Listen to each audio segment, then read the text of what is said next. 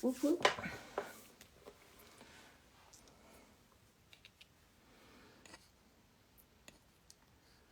I'm going to ask Naomi.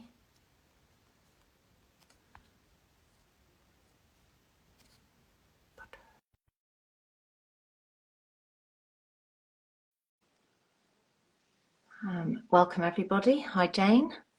Hi William. Hi Mr. Hi Helen. Hi Saddam. Hi Sarah. Hi Kisses Kimbers. Hi Philippa. I've sent an invite to Naomi, which I will send again just in case she hasn't got it, because tonight we're going to be talking about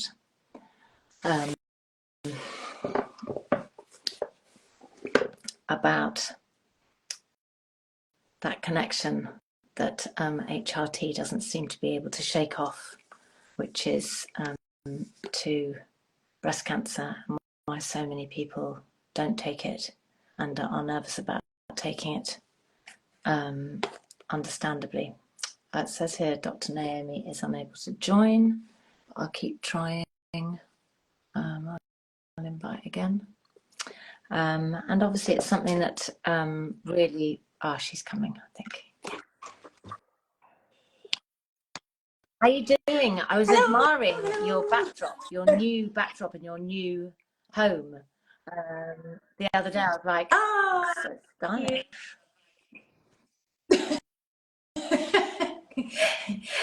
I really like it.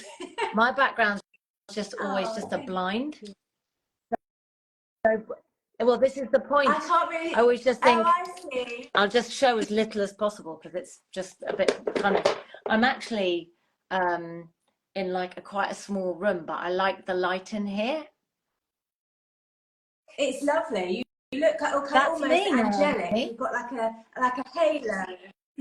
I know. So Naomi, because I asked you today, you know, what do you think we should talk about? And I think this is such a good topic. So thank you very much for sort of thinking of it.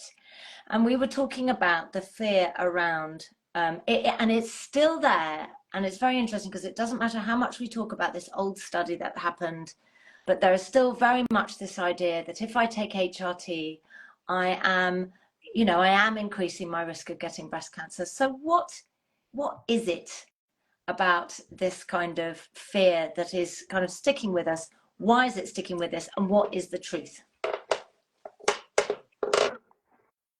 It's so hard. It's so hard, isn't it? It's so hard to unpick all of it. I think so. Essentially, HRT was considered very safe, and lots of women were on it, and lots of women were very happy on it. And then about 20 years ago, there were two big studies that suggested that it was very unsafe, and that the risk of getting breast cancer, having been on HRT, was so high that it was thought to be not the right thing to do in terms of risk, like it was too risky. But since then, we have unpicked more data. What makes that wrong? Was it a different type of HRT that people were using? It's using older types of HRT, older types of estrogen, older types of synthetic progestogens, and a population that's older. So looking at women who are in their 60s rather than in their 40s and 50s, and the way that they manipulate that data as well.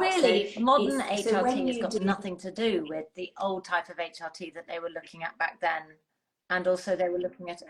Or do they still prescribe the oral HRT? Why would they do that? Sometimes it's out of ease. Sometimes it's out of a lack of availability. Sometimes it's because people don't know. So there's all sorts of reasons why. Sometimes it's just that it's a product that works and suits, and somebody's been on it for a long time and they want to stay on it. But it's so since all of that's happened, we've looked at more data, but we still don't have brilliant data. That is the problem. So before this live, I was just going through all of the British Menopause Society consensus statements and trying to work out a way of presenting the findings really, really kind of simply and clearly, because I think that is what people want to know. They don't want to hear, you know, what a relative risk of this is, or, you know, what. So I've been racking my brains. It's hard. Can I ask to you simplify, one thing? but Lots of people on here are talking about body identical. So can we just say transdermal HRT, the estrogen that you take through your skin, and the transdermal estrogen in the combined patch, is that body identical? Is, but the progestogen isn't. Is, yes. The progestogen in the combined patch is not. But yeah, it's but because the estrogen's body identical, at least half of it's body identical, I take transdermal HRT on my skin and I use the coil. The coil is synthetic, but I talked it through with my specialist. It is synthetic, but it's a tiny amount, it's localized, and it's deemed very safe. So I use that. But most estrogen that you get prescribed by an NHS doctor is body identical if it goes through your skin, and the oral progestogen, Utrogestan, is also body identical.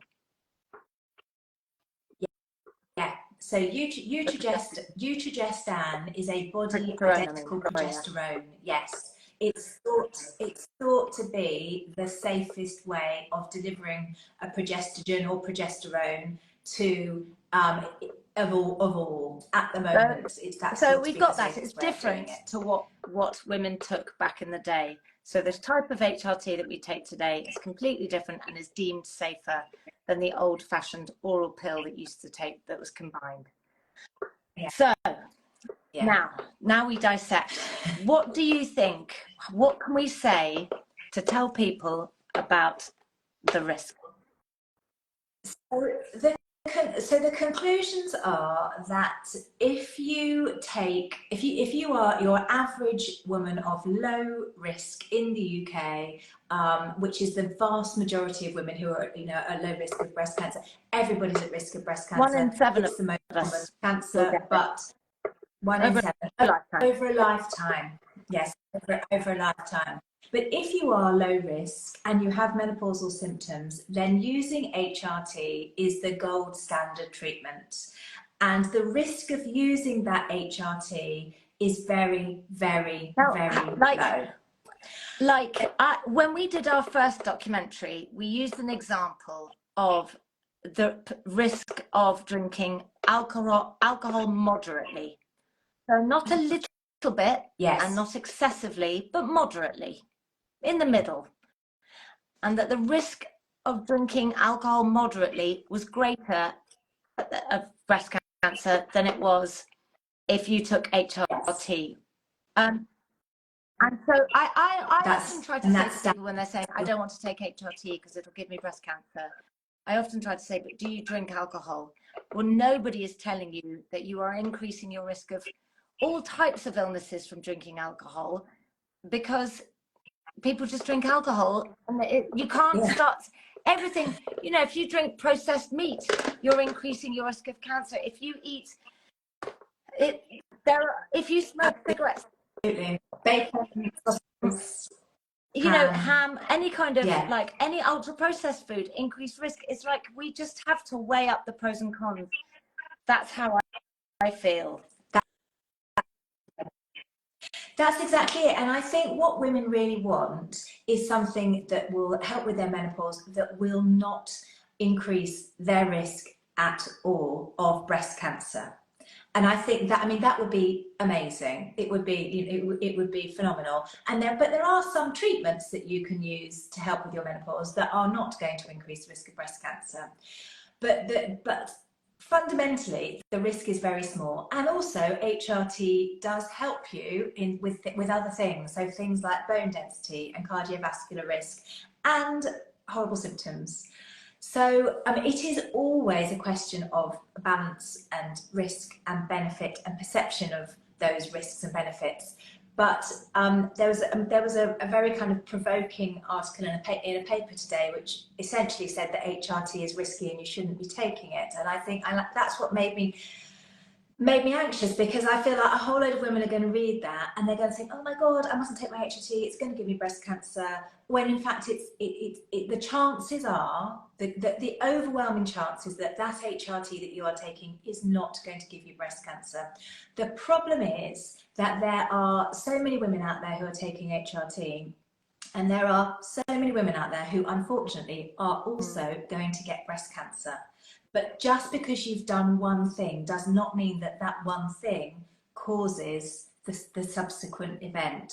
In the same way that all those women who have taken HRT have probably also swum in a swimming pool, or eaten a pizza, or had a bottle of wine, or there's all sorts of other things that you could look for to see whether they also increase the risk of breast cancer. But unpicking what was the actual cause is impossible. But it's the chance of the HRT causing that breast cancer is very, very low. And that's why the statement is that HRT should be offered and is safe. People are asking me, what is body identical? What does that mean? Because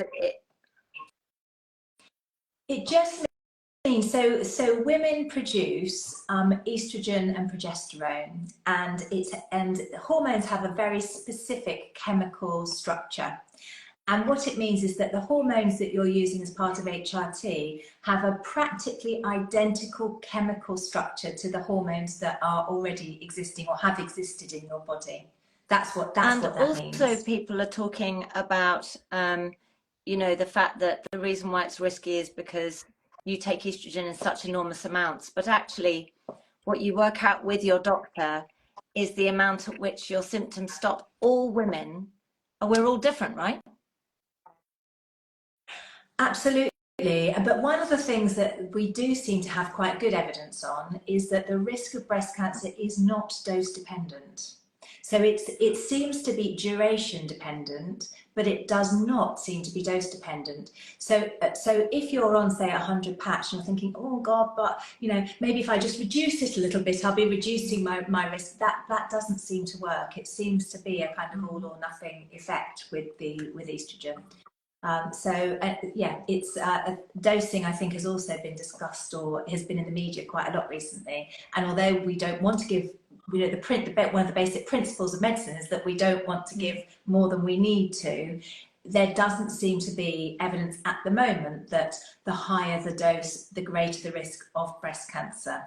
Higher dosages have other risks, but it doesn't seem to be the risk of breast cancer per se when you're dosing normally. That's really interesting.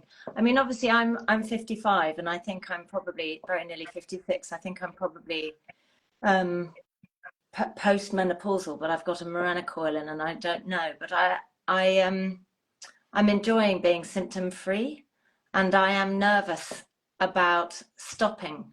What do you think is the age, or is there an age, or like when do we stop? Do we ever stop?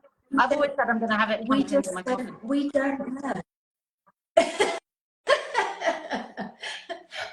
We don't know. So typically studies look at kind of using drugs, but HRT in particular, for 5 years.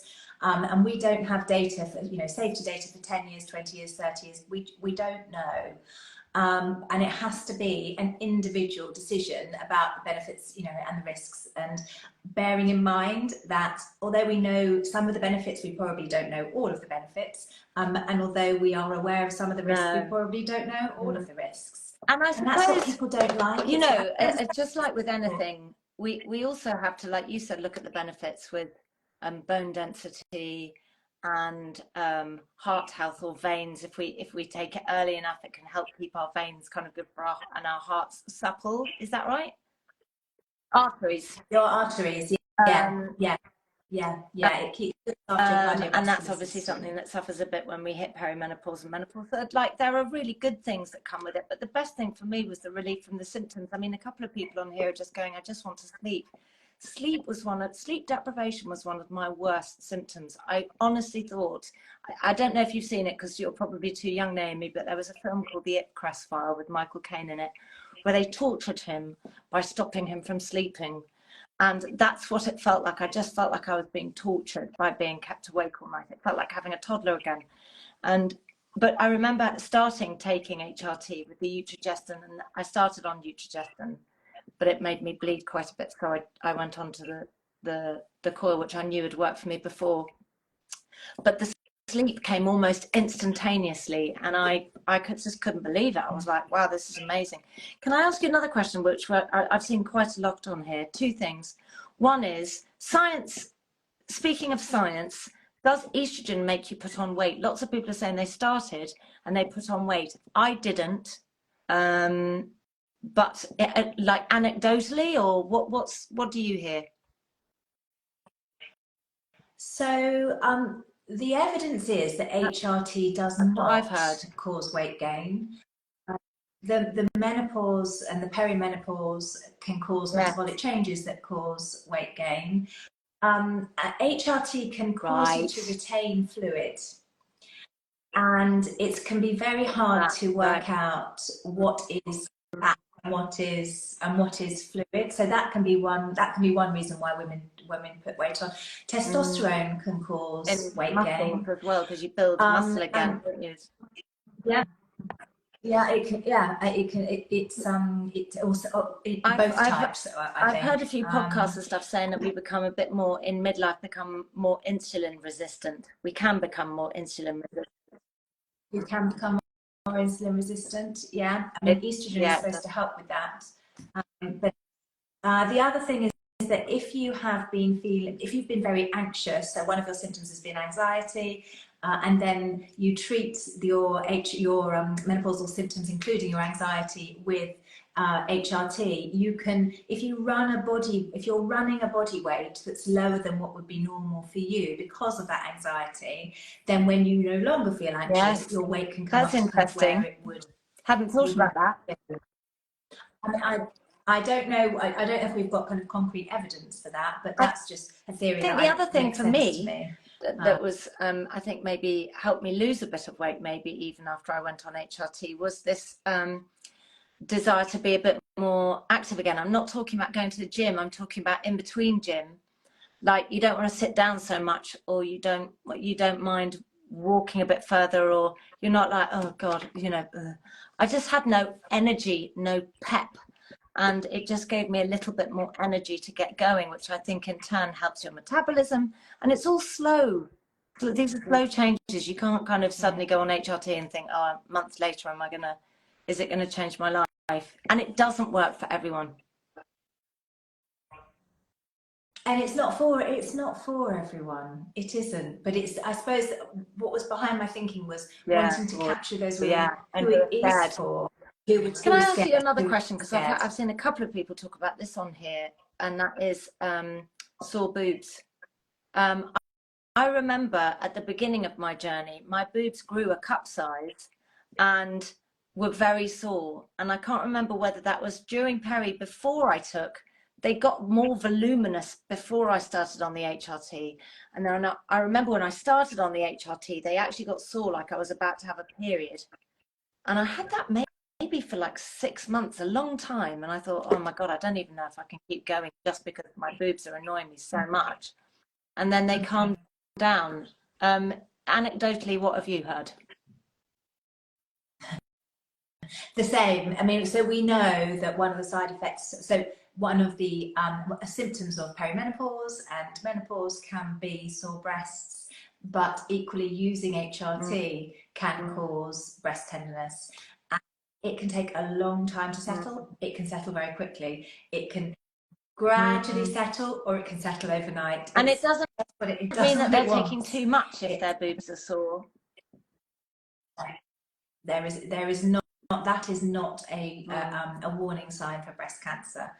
If you're worried about breast tenderness, then please do see your doctor. I'm not saying that every type of breast tenderness is fine, but particularly if you've got one-sided breast tenderness or a sore area, you must get that checked out. But it is a recognised symptom and side effect. It's interesting. Lots and lots of people are identifying with the sore boobs thing. And are all saying that it took them quite a few months So it really is worth checking out. I've got quite a few questions as well, and a question from a friend also about vaginal fibroids. No, hang on. Can I in this? I can't do it. Yes, it was like something like she has fibroids, like or uterine fibroids, and it's an absolute nightmare for everything. What in terms of? Well, she's on HRT, but she's got horribly sore boobs, and she thinks that she's getting more and more fibroids, and that she wants to stop because she feels like it's causing them.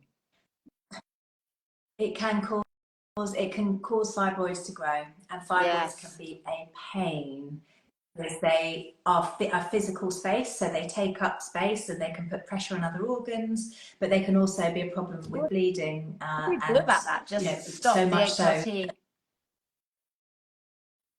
it depends. So it depends on their location. Sometimes you can use very clever interventional radiology tricks to cut off their blood supply. So sometimes you end up having a hysterectomy. I've just seen a woman here said, I've got fibroids and the bleeding is awful and I've now got to have a hysterectomy. But it can, if you want to stay on HRT and or you don't want to, if you want to stay on HRT, then that is a way. That is a way around. Somebody here says they thought that Mirena caused their fibroids. Does a Mirena cause fibroids? It shouldn't do. No. Yes, a lot of people saying that they've had fibroids. She had them. Oh, are they? Very common. They're very, and as we get older, they get more. So it's not. It wouldn't cause them. You'd already have them, but or you might have just got them because you're getting older. Exactly. So advancing years is the biggest kind of cause of fibroids. They're very common, and they are kind of fertilized by estrogen. So if you use additional HRT, so postmenopausally, if you don't take HRT, your uterus tends to just shrink down. But if you use estrogen, it keeps them. Oh my God! It can cause. That seems so unfair. I know. So much is unfair. Honestly, it's not even funny. The other thing I wanted to talk to you about, because we were talking about breast cancer, is the risk of family. You know, if somebody in the family's had breast cancer, how close a familial link is dangerous. What would you say to people that are looking, going, well, what about a family link to breast cancer? What should I do? So if you think that you are at a higher risk of breast cancer because of your family tree, so people, close relatives who've had breast cancer, particularly at a younger age, the first thing that you should do is ask to be referred to a genetics clinic, and they can give you a much better idea about where your baseline risk is and whether it is indeed elevated, because a lot of people who think that they've got a family history and therefore a higher risk actually don't. And they can be reassured by that. Sometimes they will offer genetic testing, in which case it can give you conclusive evidence that you may or may not have a higher risk. And sometimes they will offer interventions for particular carriers of genes that are strongly associated with breast cancer. But if you do have a baseline risk that is much higher because of your family history, the feeling at the moment is that if you use HRT on top of that risk, it's not thought to increase your risk further.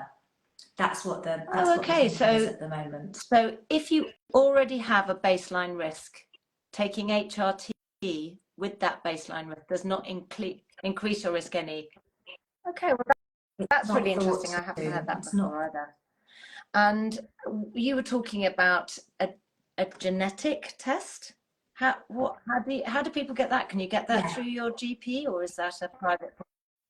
You get referred to genetics clinics. They're on the NHS. They tend to be really good. They're used to dealing with people who are anxious about, about their, tend to be young people, and they're anxious about their family histories and what that means for them. And so they're really streamlined and specially trained into not just you go in, you have a test, you're sent away. They manage your risk and your anxiety associated, and often if you are high risk, they'll follow you up in annual reviews and offer you additional screening. So they're really good. And they are, and it's an NHS service. You just get referred by a GP. What kind of circumstances would you ask for that? Because you were saying if somebody's anxious, but somebody might be anxious about getting cancer full stop, whether they've got a family link or not.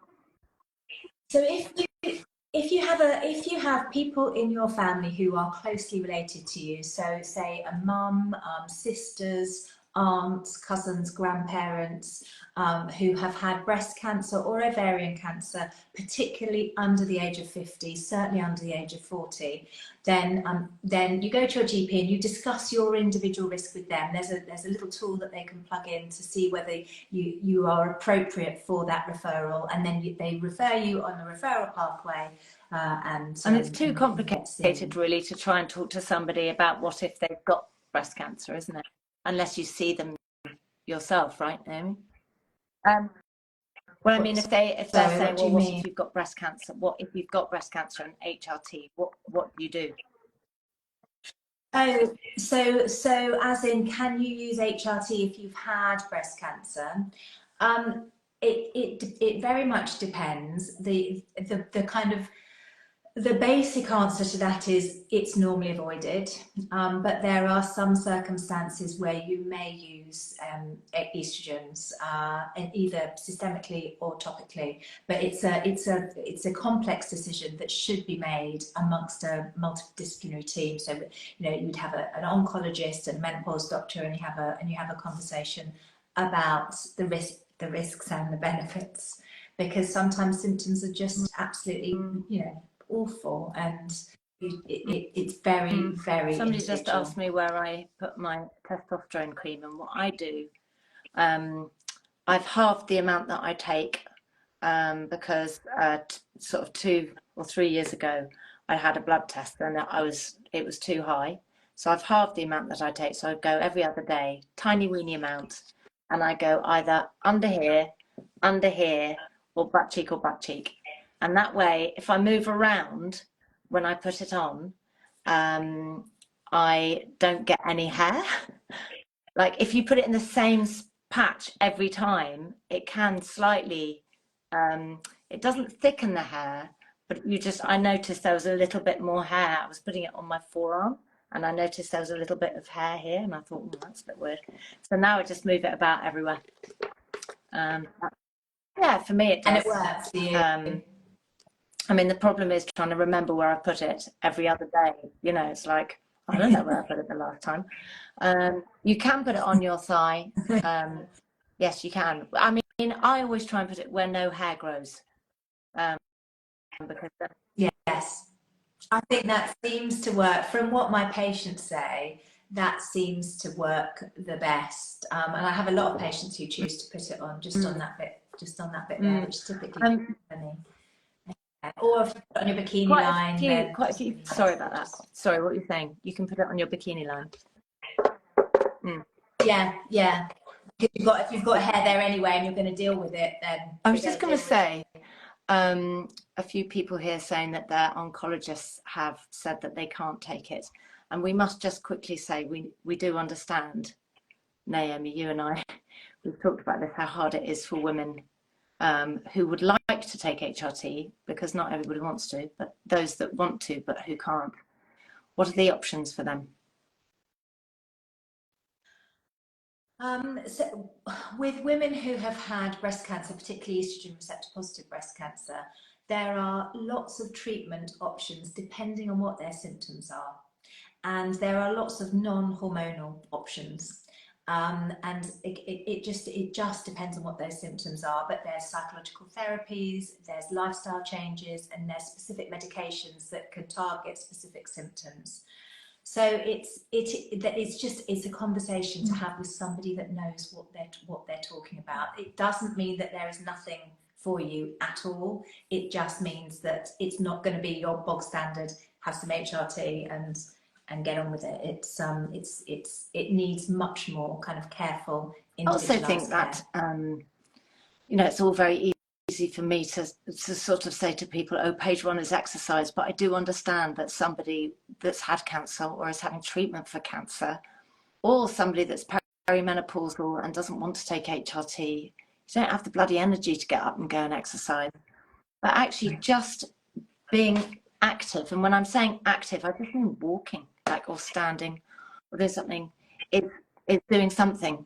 And today it rained and then it cleared for a bit, and I just walked for 10 minutes, and it was just such a nice thing to just clear your head and just do anything, like where you get a chance to kind of clear your mind for a moment. So it doesn't have to be a HIIT class or something like that, just move. Absolutely.